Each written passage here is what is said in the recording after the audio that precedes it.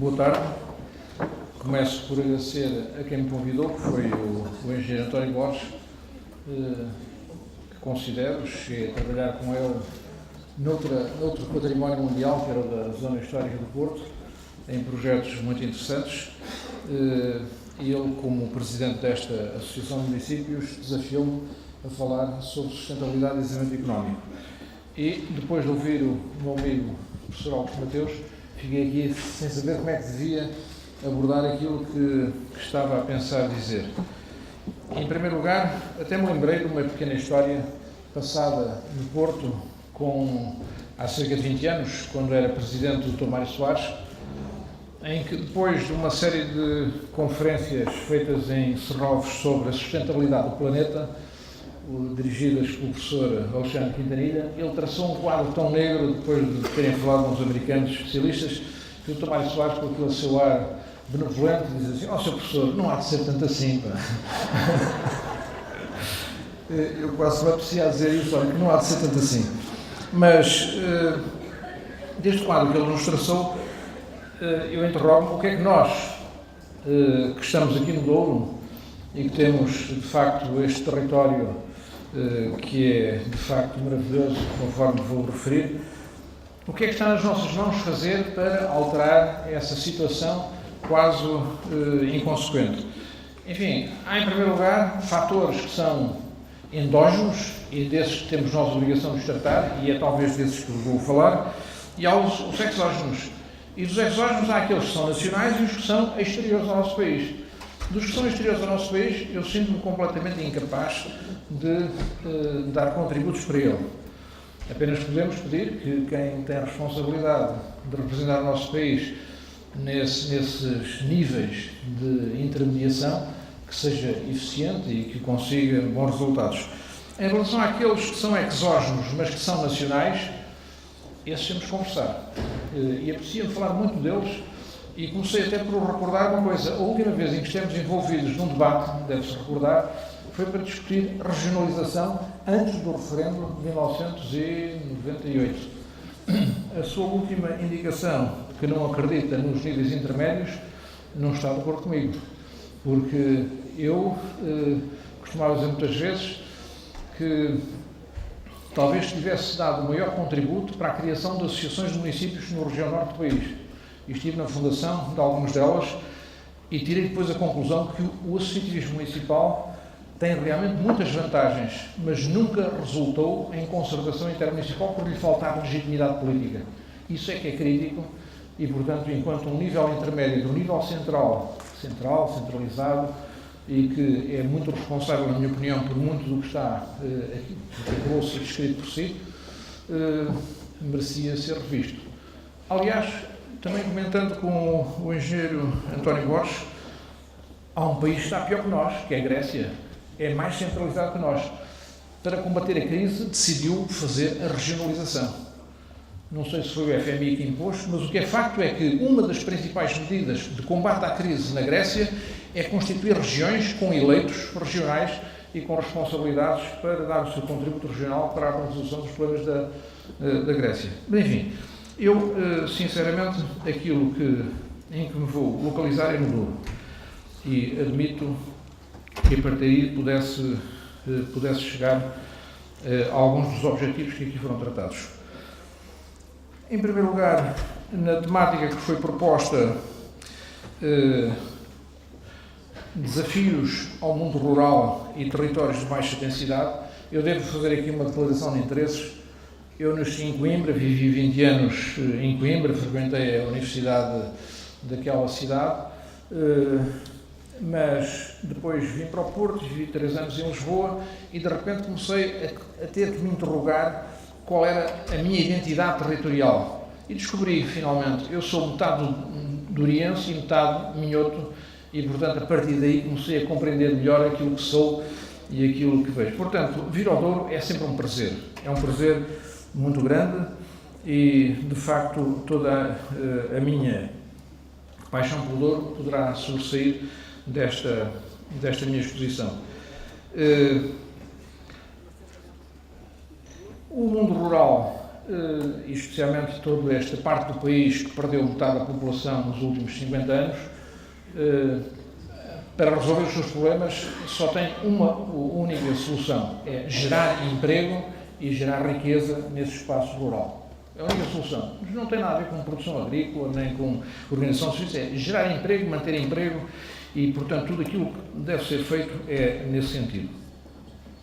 No entanto, muito do que está aqui como mote para esta reflexão parece-me que tem muito mérito.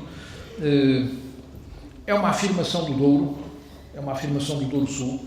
Portanto, afirmar o nosso território onde nós persistimos viver, acho que tem todo o mérito.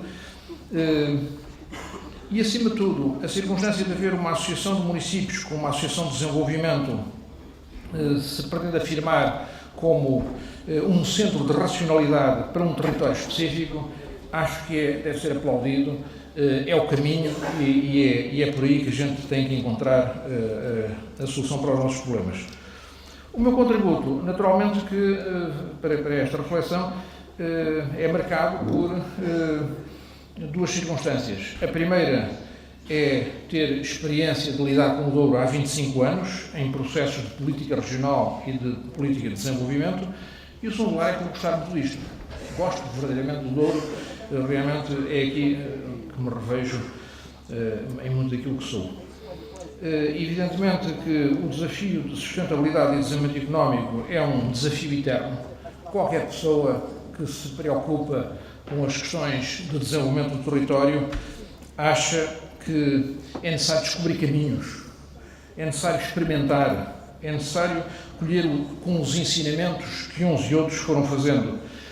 E também aprendi que, para ser assertivo, é necessário ser muito seletivo e ser muito persistente.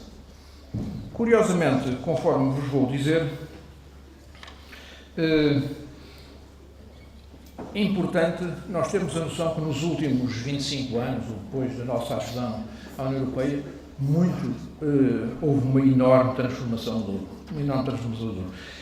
Quando há 2 dias procurei pôr em ordem algumas ideias e depois fiz aqui um PowerPoint para dar melhor aspecto, umas fotografias para animar a nossa Assembleia, eu fui à estante buscar documentos antigos, estudos que foram feitos sobre o Douro. E encontrei um interessantíssimo, que tem aqui na mão, de 1984, Novas Atividades Económicas para a Área do Douro, relatório final. Este é o volume síntese, havia mais 8 volumes, esse não os trouxe. Isto era conhecido na gíria, na Comissão de Coordenação, como o relatório dos ingleses. Enfim, foi uma agência inglesa, Overseas Development Administration, que, em associação com empresas de estudos e a Cooper & Lybrand, produziu este estudo, em que é um estudo clássico, em que vai atrás das oportunidades, e estive hoje a passar os olhos detidamente sobre isso e cheguei a uma conclusão. Muito do que está aqui recomendado foi feito. Ou seja, quem quiser dedicar-se de novo ao Douro não pode deixar de percorrer o que foi a experiência de muita gente que, com muita inteligência, muito esforço, muita persistência, muito trabalho, foi fazendo a favor desta região. Portanto, indo ao que interessa, a minha primeira questão é: o Douro é uma região organizada, a gente encontra aqui vias de comunicação, tem a região marcada do vinho do Porto, tem aquela região mais fina marcada a castanho escuro, que foi aquilo que em 2001 foi declarado Património Mundial, mas também é um território, como dizia Miguel Torga, um território maravilhoso. Esta imagem dá-nos ideia disso. Quer dizer, é uma paisagem humanizada, é uma paisagem muito impressiva, digamos, é um recurso fabuloso que nos deve preocupar. Portanto, quais são, na minha opinião, os principais problemas do Douro? Em primeiro lugar, aquilo que também foi referido, o que aconteceu a quebra demográfica. O facto de haver pouca gente no Douro, ou em Trás-os-Montes, ou no interior do país, é um problema muito complexo que deve ser contrariado, e contrariar é atrair gente para o Douro. Atrair gente para o Douro e atrair gente qualificada, e gente que com dinheiro queira investir e queira fazer aqui a sua vida.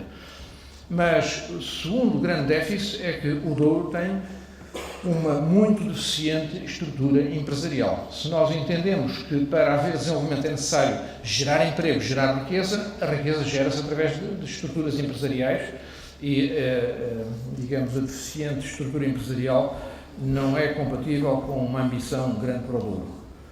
E depois também, já foi dito aqui, o baixo nível de competências. Isto são os 3 fatores que mais penalizam as áreas interiores do país e do Douro em particular.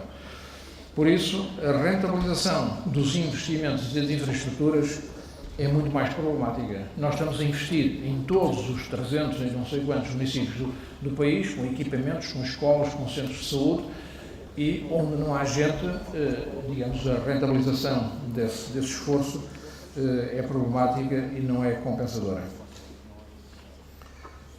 Também entendo que ultrapassar situações desfavoráveis que normalmente afetam a má consciência dos políticos, derramando dinheiro, conforme foi dito, ou com políticas assistencialistas, não é aceitável. Eu recuso, terminantemente, quando encaro um problema de desenvolvimento, dizer que há 2 formas de fazer. Uma forma é, através de políticas assistencialistas, garantir níveis de rendimento mais aceitáveis, outra é procurar que essas regiões ascendam com a geração de riqueza própria. Pode isso ser uma atitude política fácil de deitar dinheiro sobre quem tem problemas, mas isso não implica nem estimula as pessoas, conforta-as, mas não as mobiliza. Fazendo um percurso retrospectivo sobre as iniciativas de desenvolvimento especificamente definidas para a região do Douro, eu encontrei estas. Confesso que não tive tempo de digamos, compaginar todas estas datas, ver se são certas, mas, em primeiro lugar, o PEDRITME, o Projeto de Desenvolvimento Integrado, o Projeto de Desenvolvimento Rural Integrado Trás-os-Montes e Alto Douro, que foi o último projeto financiado pelo Banco Mundial em Portugal, numa altura em que não havia FEDER, portanto, começou mesmo antes da nossa adesão à União Europeia, e cuja primeira fase abrangeu o período de 1984 a 1990. Vou falar um bocadinho sobre ele, porque ele traz-nos alguns ensinamentos. Depois, houve em 86, para o Alto Minho e para Trás-os-Montes, uma coisa que se chamava o PIDE, Programa Integrado de Desenvolvimento Regional. Quando é constituído o pacote LOR 1 ao PROTAD, depois vem o PRODOURO, e depois vem a ação integrada da base territorial e, finalmente, a estrutura de missão. Isto só para vos dizer que houve um esforço continuado de criar medidas específicas para atuar nesta região. Considerando todos estes instrumentos e toda a experiência que vivi, eu gostaria de afirmar aqui de uma forma muito objetiva que, na minha opinião, o PEDRITME foi talvez o projeto tecnicamente mais estruturado e que provocou efeitos mais perenes nesta região. E por várias razões muito simples, que são fáceis de listar. Porque as componentes foram bem selecionadas, porque foram orientadas para o desenvolvimento do potencial endógeno da região, ou seja, orientava-se numa lógica de recursos, porque foi também um bom exemplo de articulação intersetorial, mobilizando, digamos, os serviços, estou-me a lembrar, desenvolvimento rural, os serviços de agricultura, da Direção Regional da Agricultura, tinham gente muito competente, que tinham refletido sobre as capacidades de desenvolvimento da região e deram um contributo muito grande para que a lucidez presidisse às decisões. Depois também a função do crédito na monitorização económica da economia regional foi feita e essa função normalmente não entrava na decisão económica dos agentes.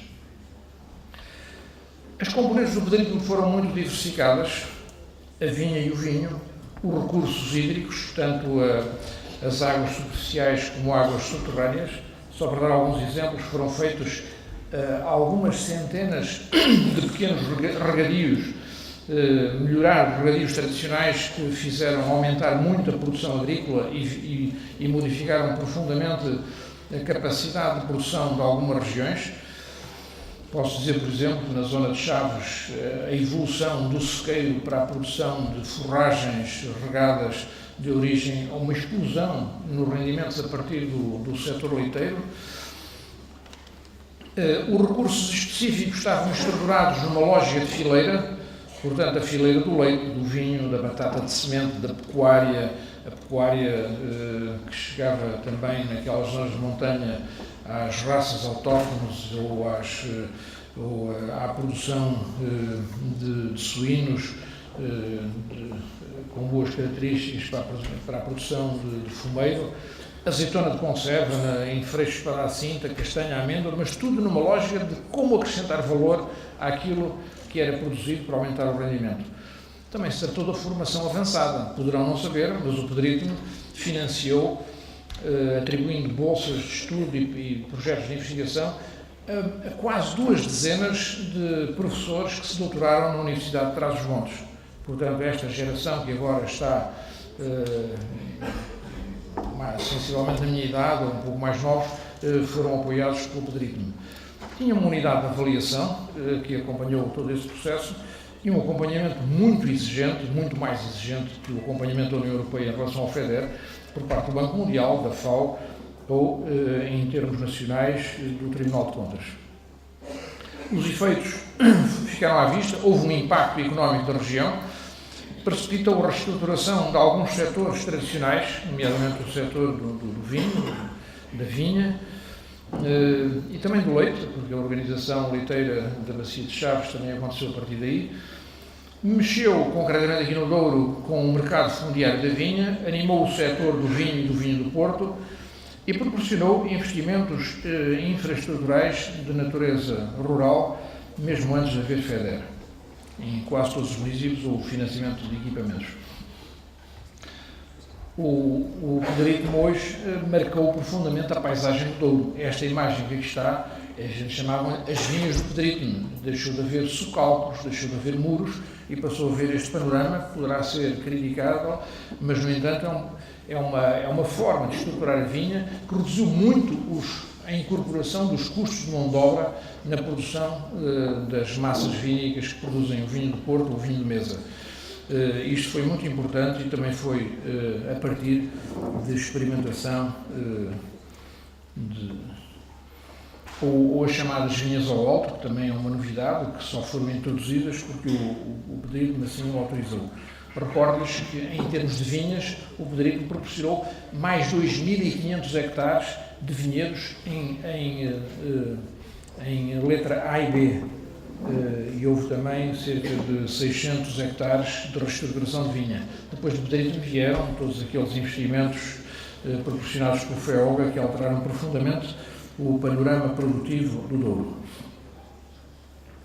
Depois disso aparece o Prodouro. O Prodouro teve estudos preparatórios que a Comissão de Coordenação pediu ao professor Daniel Bessa para fazer e recordo-me que foi muito interessante porque todos esses estudos preparatórios foram também orientados para a identificação de fileiras setoriais e económicas, a partir das quais fosse possível obter valor acrescentado.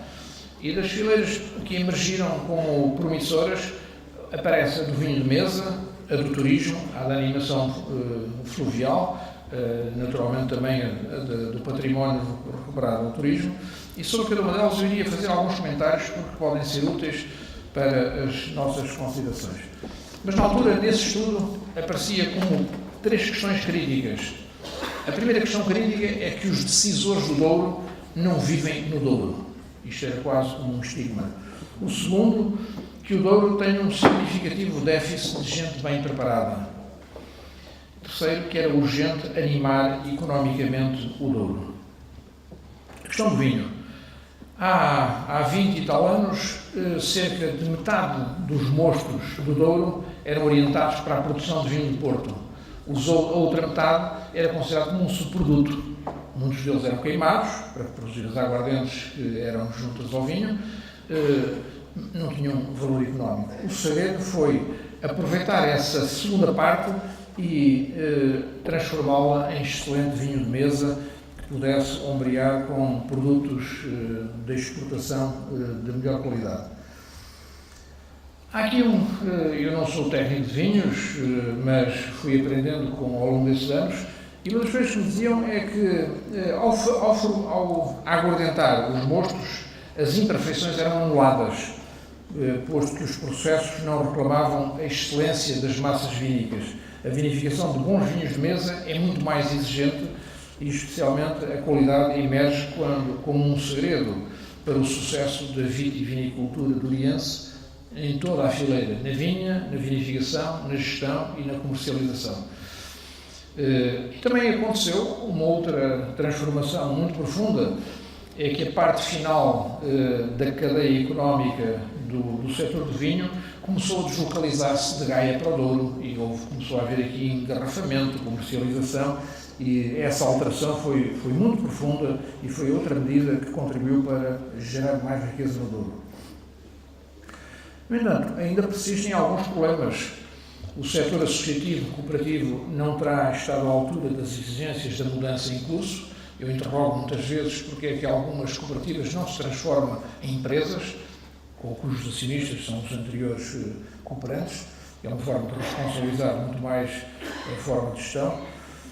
A reforma institucional nem sempre foi bem entendida, mas houve claros ganhos com a adoção do interprofissionalismo, que é típico nas comissões de viticultura que adotaram um modelo francês. Hoje temos um setor mais responsável, muito melhor estruturado economicamente como setor. Houve muito investimento, especialmente na vinificação, e há muito melhor qualidade do produto. Tudo isto são aquisições do Douro que temos que valorizar. No entanto, quando eu nos anos 90 fui eleito presidente da AREV, a AREV era a Assembleia das Regiões Europeias Vitivinícolas, descobri que havia um conceito muito útil para o Douro, que é este: o vinho não é um produto resultante de um processo agrícola e de transformação de uvas. O vinho é a expressão da cultura de um território, dos seus valores imateriais, do qual não se pode dissociar. Ora, a qualidade que tem que ser alcançada com integralidade em todas estas componentes, vinho, cultura regional, marcou profundamente aquilo que fizemos quando promovemos a elaboração de uma candidatura do Douro a Património Mundial, património dito vernacular, ou uma classificação que a Unesco tinha de paisagem cultural evolutiva e viva. Tudo isto se ligava muito também à exploração da segunda grande vertente, que era o turismo. Há 15 anos, a Organização Regional de Turismo em Portugal estava completamente desajustada da nova estruturação dos recursos turísticos e especialmente em função do perfil da procura, das dinâmicas territoriais do país. Portugal tinha de sair da dicotomia entre destinos dominantes e o resto do país, bem como do sol e praias. Chamamos a atenção que ainda há poucos anos, há 10 anos, 80% do turismo que demandava Portugal significava 3 destinos: Algarve, Lisboa, Madeira. O resto, 20%, era todo o país. Portugal sempre teve um nível de procura turística muito importante, mas havia que explorar todo o resto. Houve aqui um esforço muito grande por fazer uma reforma do setor do turismo, e o destino Porto Norte de Portugal acabou por se impor com os seus 4 subdestinos: Porto, Minho, Douro, Trás-os-Montes. Isto foi fazendo caminho, foi muito importante, porque a promoção ganhou em coerência territorial, em variedade de produtos turísticos e na exploração das especificidades regionais. Foi importante porque muito foi feito dentro desta lógica integrada, e foi importante a criação da Adeturne, que era uma associação para o desenvolvimento do turismo da região norte, que depois acabou por ser consagrada no modelo que atualmente está em vigor. A oferta de acolhimento cresceu muito. Recordo-me de debates que se faziam, e uma vez uma discussão entre duas figuras que eu estimo, o Dr. Miguel Cadilho e o professor Valente Oliveira. E o professor Miguel Cadilho dizia que era necessário transformar o Douro com muita oferta hoteleira, e já imaginando grandes hotéis, e o professor Valente Oliveira disse: muito bem, mas mais corredores e menos elevadores, ou seja, estruturas adaptadas à paisagem e não torres maciças de grandes construções turísticas como aquelas que nós condenamos noutras paragens do nosso país. A via incremental para ganhar consistência na oferta turística no Douro foi decisiva, e ainda hoje é sempre um bom sinal dizer: apareceu um novo hotel, apareceu um novo restaurante, porque todos têm qualidade, todos são feitos adaptando-se à exigência qualitativa de quem nos procura. Ainda agora, o professor Augusto Mateus disse também uma coisa com a qual eu não sintonizei completamente, em relação ao low cost. O low cost tem sido um enorme benefício para o norte de Portugal, porque o turista que vem em low cost paga pouco na viagem e está disponível a gastar um bocadinho mais na estadia. Dar-lhe só um exemplo. Na Fundação de Serralves, este ano, em relação ao ano anterior, tivemos 40% mais turistas a visitar a Fundação, o que significa que o número de restaurantes, de hotelaria, no Porto, em Guimarães, em Braga, provavelmente também aqui no Douro, beneficiou muito desse movimento que até neste momento está a crescer. E está a crescer com alguma consistência. Admito também que seja por causa da qualidade do produto que está envolvido nessa procura. Ora, o Douro, como produto turístico específico, apresenta uma articulação entre diferentes setores e necessita de diferenciar a oferta turística e o complemento da animação. É sempre bom haver animação turística para que os turistas se entretenham.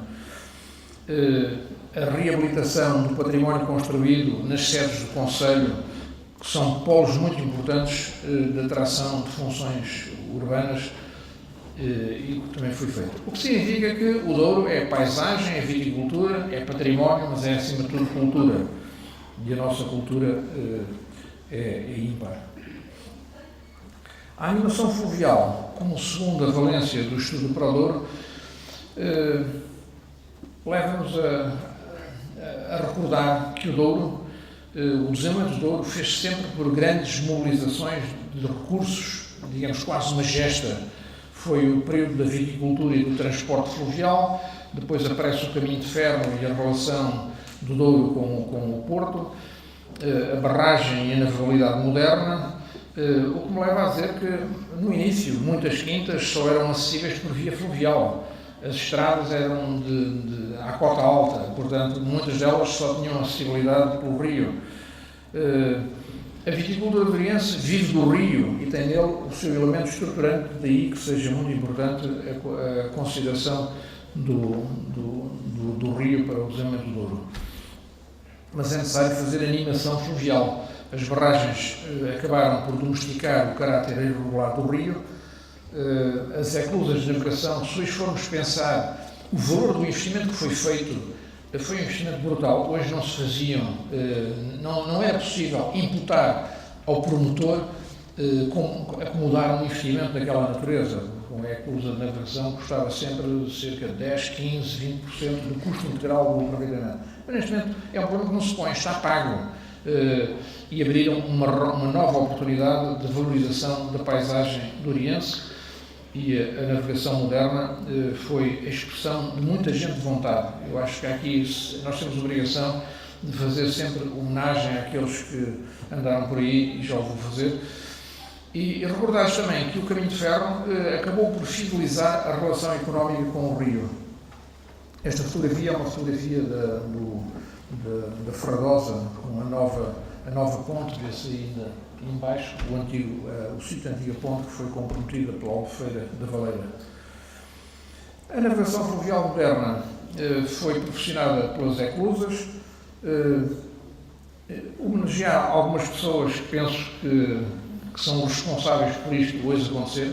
O engenheiro Paulo Valada, o engenheiro Daniel Pinto da Silva, que era um técnico excelente, foi o primeiro presidente do Gabinete de Navegabilidade do Douro, era aqui do Douro, o professor Valente Oliveira, o comandante Savaz, o homem da Marinha, que mais fez pela regulamentação do Douro, e por que não dizer o engenheiro Mário Fernandes, que foi o último responsável pelo Gabinete de Navegabilidade e que era também um grande apaixonado pelo Douro e que infelizmente nos deixou tão cedo. Mas para navegar não basta haver eclusas, foi necessário abrir os canais, regulamentar, fazer infraestruturas de apoio, tudo isso foi sendo feito, muito falta fazer, mas quer dizer, é uma acumulação de fatores que hoje temos que valorizar. Isto resultou de um trabalho persistente, sistemático, com vontade política, nem sempre evidente, mas que hoje nos coloca o problema: será que algum dia nós vamos usar a navegabilidade para grandes graneios ou será apenas o turismo? Não é importante. O que é importante é que neste momento o turismo já justifica o esforço que foi feito. Estamos chegados à questão principal, o Douro Vinheteiro Património Mundial. Foi, na minha opinião, um grande atrevimento fazer a candidatura à Unesco, portanto, no final dos anos 90. Era uma área excessiva como património cultural.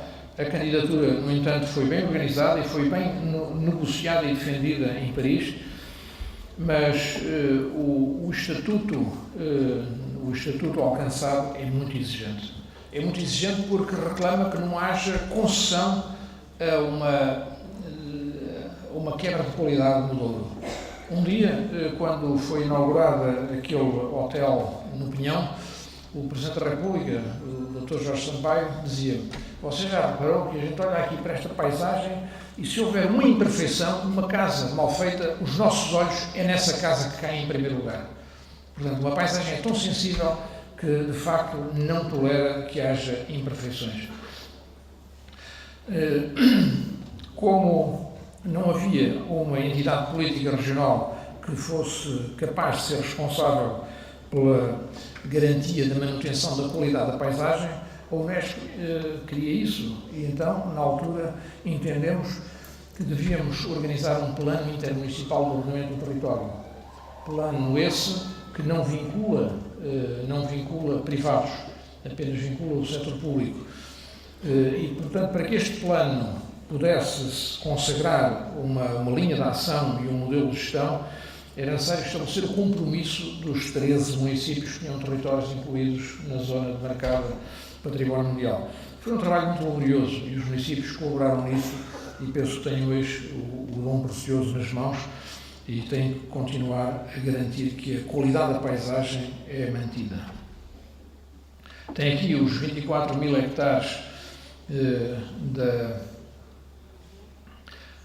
da zona património mundial, que está marcada ali a amarelo, que representa apenas 10% da região delimitada do Douro, e com as três áreas de comunidades de paisagem distintas, o Baixo Corvo, o Cima Corvo e o Douro Superior, que muito nos devem orgulhar.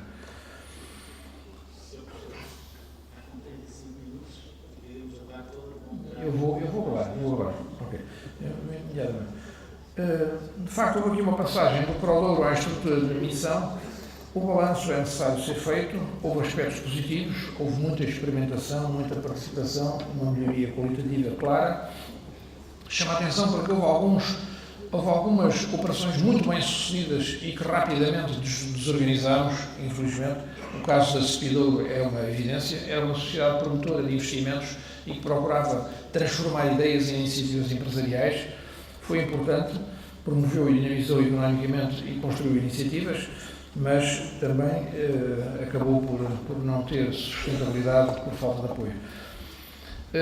Há um razoável nível de consciencialização coletiva, o que é positivo, resultados menos brilhantes a nível da concertação intermunicipal, houve muito investimento em qualificação urbana e paisagística e a progressiva oferta turística e alguma organização setorial do turismo também foi útil. Recomendações finais. Necessário mais compromisso de natureza mais profissional, como o caso da Rota dos Vinhos. O caso da Rota dos Vinhos não adere quem quer, é um compromisso profissional perante os operadores turísticos e essa noção de compromisso tem que ser vincada. Pôs-se muitas vezes a questão de saber se deveríamos apostar em sociedades de desenvolvimento regional. Eu chamo sempre a atenção que as sociedades de desenvolvimento regional reclamam massa crítica, capacidade de investimento e, portanto, é um risco criar sociedades de desenvolvimento regional em áreas de pouca densidade económica.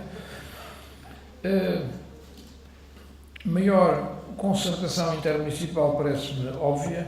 A prioridade é aumentar a formação para o empreendedorismo, na minha opinião, quer dizer, portanto, tudo que possa ser feito através das escolas de ensino superior, os politécnicos e as universidades, no sentido de dar formação para o empreendedorismo, independentemente do curso que está a ser feito, é vital. Tem que haver sempre uma muito maior relação entre o ensino superior e os problemas do Douro, ou seja, o ensino superior em Portugal produz conhecimento, o conhecimento tem que ser transformado em inovação, e isso faz-se através de empresas, e tem que haver intermediários que o façam, e também uma solução seria atrair gente, encontrar formas de atrair gente qualificada para a região. As questões institucionais, a problemática do desenvolvimento regional, em minha opinião, e a função de planeamento foi desvalorizada depois de 2001, quer dizer, depois de 2001 deixou de haver ministro do planeamento, deixou, a política do território foi diluída na política de ambiente e das cidades. Eu acho que tem havido um esforço estoico para manter a política de desenvolvimento, mas por muito esforço que as comissões de coordenação possam fazer, se as suas boas ideias se perdem, se forem apenas boas propostas e não assumidas politicamente, o desenvolvimento regional e o desenvolvimento e a sustentabilidade de um território ficam comprometidas. A componente financeira do FEDER sobrepõe-se ao seu caráter instrumental para o desenvolvimento. Agora, entendo, e já o referi, que tempos de crise podem ser bons para pensar o futuro. E o exemplo grego que citei deve ajudar-nos a refletir. E nunca esquecer que, no futuro, o investimento será cada vez de natureza mais imaterial. Quer dizer, não vamos ter tanto dinheiro no futuro como tivemos até aqui para fazer gastos em infraestruturas ou em equipamentos urbanos. Temos que concentrar o pouco dinheiro que nos está para ter impacto mais direto na economia e nos processos de geração de riqueza. A estrutura de missão penso que foi uma boa iniciativa, especialmente porque em regiões como esta, que têm algum déficit, é muito importante a função de intermediação em quem tem problemas e tem dificuldade junto da administração de os resolver. Portanto, em conclusão, o Douro continua a valer a pena, na minha opinião, tenho esta abordagem efetiva, pela sua paisagem única, esta imagem belíssima que vos deixo, ou então o Douro vale a pena pela excelência da sua cultura e dos seus produtos. Muito obrigado.